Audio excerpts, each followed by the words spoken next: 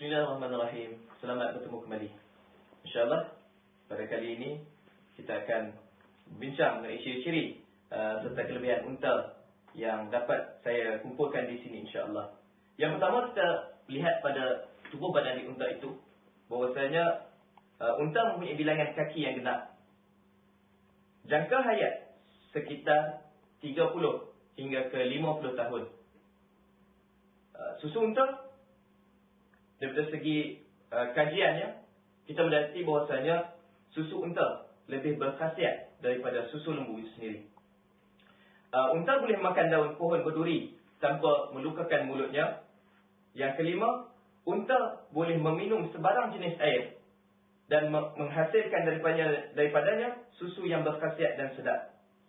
Yang keenam, unta boleh meminum sehingga 114 liter air atau 25 gallon air pada satu masa dan dapat menahan lapar dan dahaga selama kira-kira 17 hari.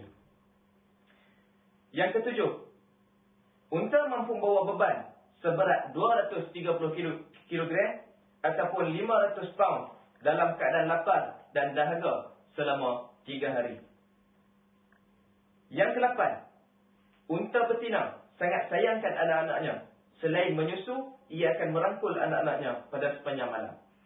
Jika kita lihat di sini, sidang penonton yang dirahmati Allah sekalian, dalam keadaan padang pasir yang suhunya amat tinggi, dalam keadaan padang pasirnya angin yang begitu kuat, jika kita lihat jika kita fikir dari segi akal, tidak ada makhluk yang mampu untuk hidup di padang pasir yang sebegitu rupa. Tetapi Allah Subhanahu Wa Taala menciptakan unta ini sebagai satu makhluk yang khusus hidup di padang pasir, malah dapat membantu manusia dalam pelbagai hal. Kenapa unta dipilih sebagai satu makhluk untuk hidup di padang pasir? Jika kita lihat di sini bahwasanya unta ini juga mampu untuk minum air yang beratnya 1/3 daripada badannya dalam masa 10 minit. Bererti ia dapat minum air sebanyak 130 liter dengan sekali teguk saja. Keadaan padang pasir yang payah untuk mencari makanan, yang payah untuk mencari air, tetapi dengan kebolehan yang ada pada unta ini, ia dapat menyimpan air dan makanan dalam tubuh badannya. Di antara sifat-sifat lain yang membantu unta untuk hidup di padang pasir ialah unta menyimpan makanan dan minuman di belakang unta ataupun ham.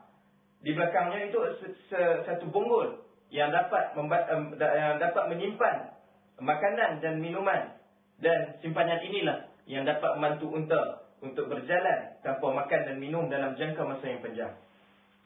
Unta juga mempunyai sistem penghadaman dan reka bentuk perut, bibir dan gigi yang khas untuk menerima makanan yang kering dan berduri di padang pasir. Dan jika kita lihat, padang pasir juga payah untuk kita menikmati air serta makanan-makanan. Jadi dengan reka bentuk yang Allah cipta khas bagi unta ini, ia dapat menerima segala kemudahan ataupun apa yang ada di padang pasir tanpa memudaratkan diri unta itu sendiri.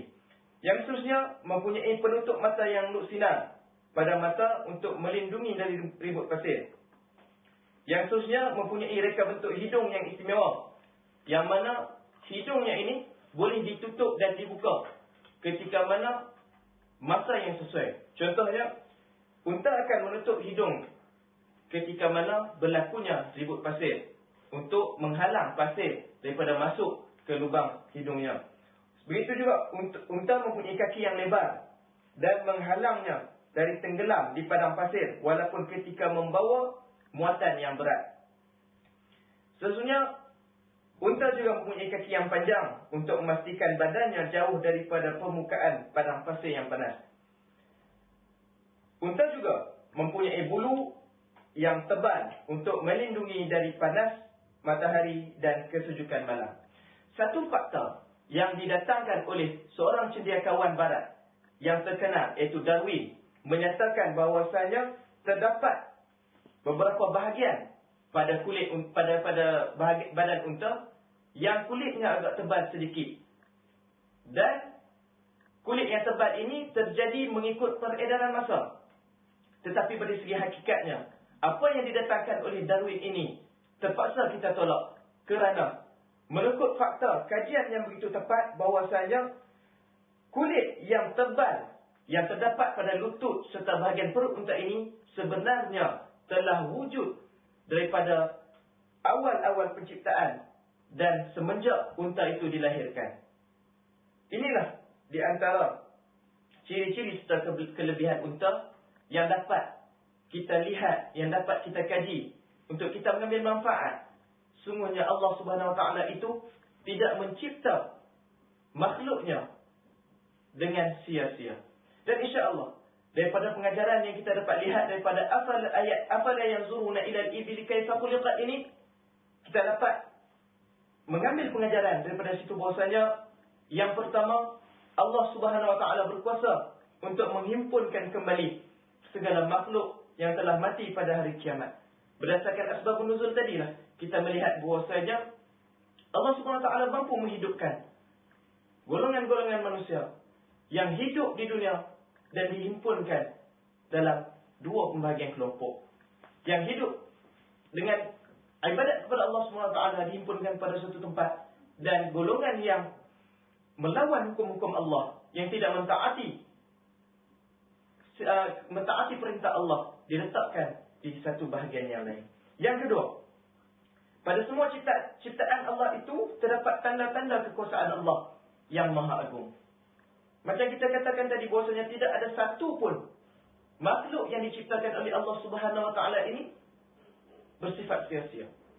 Hatta lalat, seekor lalat sekalipun, jika kita lihat, walaupun kita lihat pada segi zahirnya, tidak terdapat walaupun apa faedah serta manfaat pada lalat. Tetapi perlu kita ingat di sini bahwasanya terjadi satu kisah yang mana Imam Syafi'i ketika ditanya, raja ketika itu bertanya kepada Imam Syafi'i, "Wahai Imam Syafi'i, apakah pendapat kamu berkenaan dengan lalat?" Lalu Imam Syafi'i menjawab, "Sungguhnya lalat ini diciptakan untuk menjatuhkan ego-ego para raja-raja." Apabila ditanya sebegitu, raja bertanya kembali, "Wahai Imam Syafi'i, kenapa kamu berkata sebegitu?"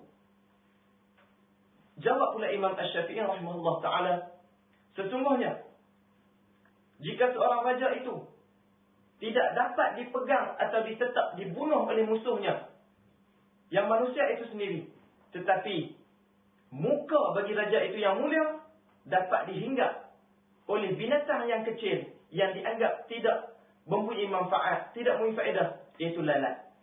Inilah satu faedah yang kita dapat boleh lihat dari sini yang didatangkan Imam Syafi'i, bahwasanya semua makhluk itu terdapat manfaat dan faedahnya tanpa kita ketahui.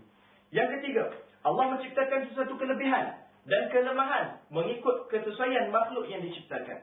Jika kita melihat sebentar tadi, ciri-ciri yang terdapat pada unta amat sesuai bagi unta itu sendiri untuk hidup di bahagian di kawasan padang pasir. Adakah mampu bagi kita manusia yang dikatakan hebat, mempunyai akal fikiran untuk hidup di padang pasir tanpa kita melakukan persediaan? Yang keempat, sebagai hamba Allah Subhanahu Wa Taala, wajib ke atas kita untuk mensyukuri segala nikmat yang diberikan, sama ada nikmat itu kecil ataupun besar. Sebesar-besar nikmat yang kita ada sekarang ialah nikmat iman dan Islam.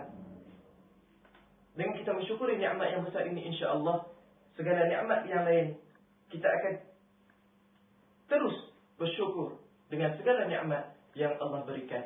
Semoga dengan kupasan kita pada kali ini, afala yanzuruna ila al-ibil kaifa khuliqat, berkenaan dengan unta, insya-Allah anda merasakan mungkin dengan sedikit kupasan kita pada kali ini dapat memberi manfaat kepada para penonton sekalian.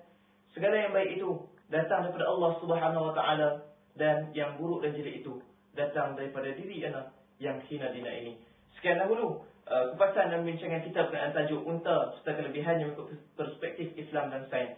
Semoga bertemu lagi dalam seri lain insya-Allah. Wabillahi taufiq wal hidayah. Assalamualaikum warahmatullahi wabarakatuh.